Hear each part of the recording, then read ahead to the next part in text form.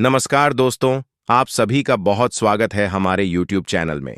आज हम एक बहुत उत्तरदायक कहानी के बारे में चर्चा करेंगे जो खुद आपकी जिंदगी बदल सकती है। श्री कृष्ण कहते हैं, बुरे बनो तभी लोग इज्जत करेंगे। यह सुनकर अर्जुन चौंक गए और बोले, माधव, आप यह कैसी बात कर रहे हैं?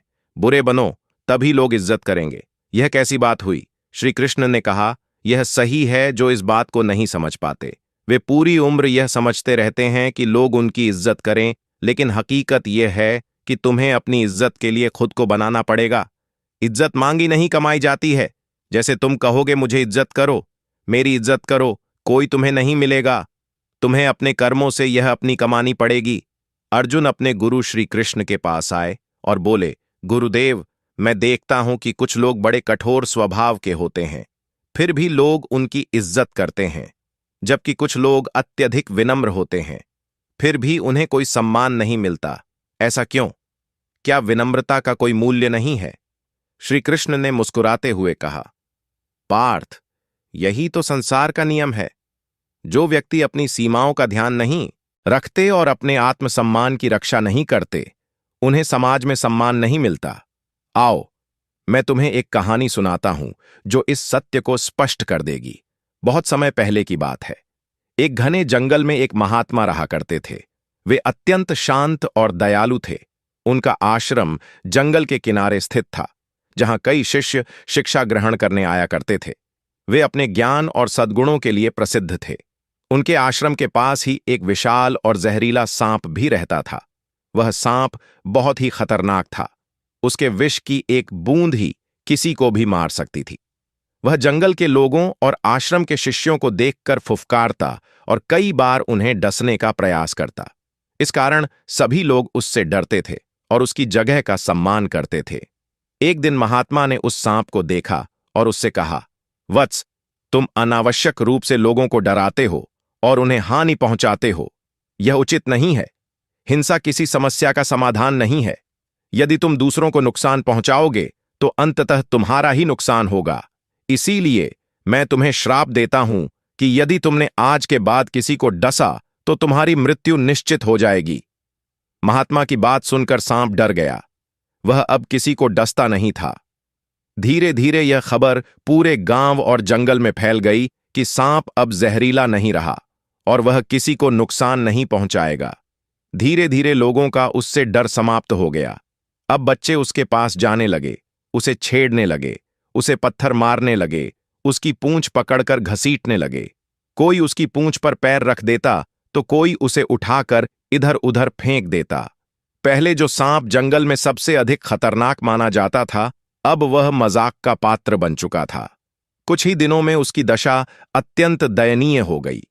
उसके शरीर पर घाव हो गए, उसकी चमक फीकी पड़ गई और उसकी आंखों में आंसू भर आए। अब वह एक कोने में जाकर छिप जाता ताकि लोग उसे और कष्ट ना दें। कुछ समय बाद महात्मा उस रास्ते से गुजरे और उन्होंने देखा कि सांप अत्यंत दुर्बल और कष्ट में पड़ा हुआ है। उन्होंने पूछा, वत्स, तुम्हारी यह हालत कैसे हुई? तुम तो जंगल के सबसे ताकतवर जीव थे, फिर यह दशा कैसे हुई? सांप रोते हुए बोला, गुरुदेव, आपने मुझे श्राप दिया था कि मैं किसी को डस नहीं सकता। इस कारण मैंने किसी को नुकसान नहीं पहुंचाया। अब सभी लोग मुझसे डरना छोड़ चुके हैं। बच्चे मुझे प्रताड़ित करते हैं, लोग मुझ पर हंसते हैं। मेरा कोई सम्मान नहीं बचा। क्या अहिंसा और दयालुता का यही परिणाम होता है? महात्मा ने सांप को स्नेहपूर्वक देखा और बोले, वत्स, मैंने तुम्हें डसने से मना किया था, परंतु यह कब कहा कि तुम अपनी शक्ति का प्रदर्शन भी नहीं कर सकते? क्या मैंने तुम्हें यह कहा था कि तुम फुफकार भी ना भरो? तुम मूर्ख थे जो बिना सोचे समझे हर किसी को सहन करने लगे। तुम्हें लोगों को काटने की जरूरत नहीं थी, लेकिन तुम्हारी फुफकार भी उन्हें डराने के लिए काफी थी। तुम्हारी एक गर्जना ही उन्हें दूर रखने के लिए पर्याप्त थी। यदि तुमने अपनी शक्ति का प्रदर्शन किया होता तो कोई तुम्हें इस प्रकार प्रताड़ित नहीं करता। याद रखो, संसार में सम्मान उसी को मिलता है जो अपने आत्मसम्मान की रक्षा करना जानता है। यदि तुम अपनी ही रक्षा नहीं कर सकते तो कोई तुम्हारा सम्मान नहीं करेगा। इतना कहकर श्री कृष्ण चुप हो गए। अर्जुन ने उनकी बात को ध्यान से सुना और कहा, गुरुदेव, इसका तात्पर्य यह हुआ कि अत्यधिक विनम्रता भी हानिकारक हो सकती है। हमें अपनी शक्ति का प्रदर्शन करना आना चाहिए, अन्यथा लोग हमें कमजोर समझ लेंगे और हमें कुचल देंगे। श्री कृष्ण मुस्कुराए और बोले, सही कहा पार्थ। यह संसार शक्ति और बुद्धिमानी का संतुलन मांगता है। जो लोग अत्यधिक विनम्र होते हैं वे कई बार सम्मान खो बैठते हैं। इसलिए शक्ति का संतुलित उपयोग करो। लोगों को यह एहसास होना चाहिए कि तुम में बल और अधिकार है, तभी वे तुम्हारी इज्जत करेंगे।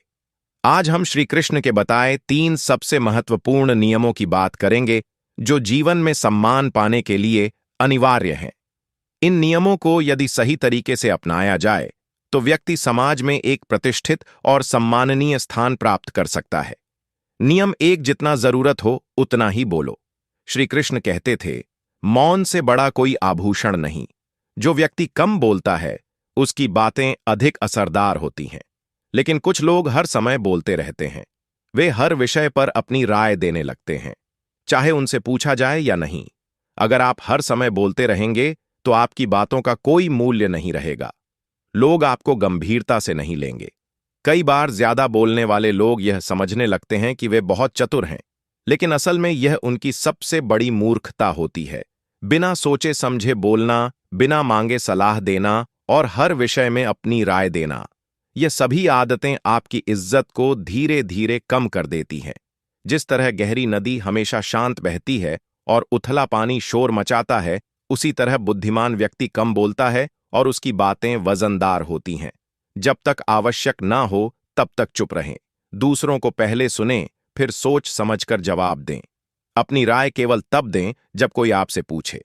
हर स्थिति में धैर्य रखें और जल्दबाजी में कुछ ना कहे। नियम 2, बिना बुलाए कहीं मत जाना। श्री कृष्ण ने कहा था, जहां आपकी जरूरत ना हो वहां कभी मत जाओ। जहां आपकी उपस्थिति मूल्यवान हो वहीं आपकी इज्जत होती है। यह नियम सामाजिक और व्यक्तिगत जीवन में बेहद महत्वपूर्ण है। कुछ लोग हर जगह अपनी टांग अड्डाने की आदत से मजबूर होते हैं। उन्हें लगता है कि उनकी उपस्थिति हर जगह जरूरी है, लेकिन यह सोच गलत है। जब आप बिना बुलाए किसी के निजी मामलों में दखल देते हैं तो लोग आपको गंभीरता से नहीं लेते। इससे आपकी छवि खराब होती है और धीरे धीरे लोग आपको नजरअंदाज करने लगते हैं। हां, अपवाद भी होते हैं। किसी की मृत्यु पर या किसी के बेटे की शादी में बिना बुलाए जाना बुरा नहीं माना जाता, लेकिन सामान्य परिस्थितियों में बिना बुलाए जाना या जबरदस्ती किसी के मामलों में घुसना आपको सम्मानहीन बना सकता है। बिना बुलाए किसी की निजी बातचीत या मामलों में दखल ना दें। जहां आपकी उपस्थिति की आवश्यकता ना हो वहां जाने से बचें। हर जगह अपने सुझाव देने की आदत छोड़ें। जब तक कोई आपसे मदद या राय ना मांगे तब तक चुप रहें। नियम 3, हर परिस्थिति में शांत रहो और धैर्य रखो। श्री कृष्ण ने कहा था, धैर्य ही व्यक्ति की सबसे बड़ी ताकत होती है। यदि आप जीवन में बड़ा सम्मान पाना चाहते हैं तो हर स्थिति में अपने मन को स्थिर रखना सीखें। जो व्यक्ति हर छोटी बात पर प्रतिक्रिया देता है, गुस्से में आ जाता है या जल्दबाजी में निर्णय लेता है, उसे लोग गंभीरता से नहीं लेते। ध्यान दीजिए कि समाज में वे ही लोग सम्मान पाते हैं जो हर स्थिति में धैर्य रखते हैं।